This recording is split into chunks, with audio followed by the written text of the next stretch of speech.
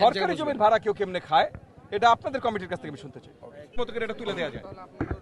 আচ্ছা বসিয়েছেন, এখানে নিয়েছেন, ঠিক আছে, তাহলে ভাড়া অন্য কাউকে কেন দিবেন? আর যাকে দিচ্ছেন তার এগেইনস্টে তাহলে আপনারা কোনো পদক্ষেপ নেন না কেন? থানায় বলেন না কেন? আমি এটা ভাড়া খাবো, এটা তো হইতে পারে না ভাই। স্যার শুধু তো এই লাইন না, ওই লাইন এই লাইন সবগুলো বন্ধ কথা বলতেছে। সবগুলোটাই বলতেছি।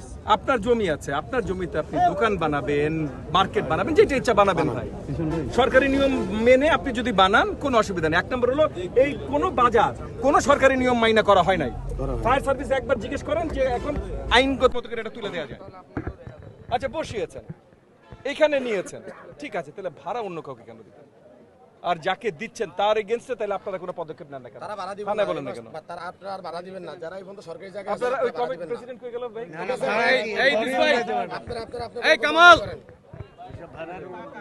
কামাল ভাই, কামাল, কামাল ভাই সামনে সামনে থাকেন। পুরো একদম মাত্র সব বন্ধ করে দেয়। স্যার ইদিশ সাহেব ওয়ার্ডটাকে শুনেন। ইদিশ সাহেব এই স্যার, আপনারা উনাদের কাছ থেকে লিখিত আকারে নেন যে আগামীতে আগুন ইসে করার জন্য কি কি লাগবে। ম্যানেজার সাহেব আপনিও তাইকের সাথে, হ্যাঁ ম্যানেজার সাহেব লিখিত আকারে।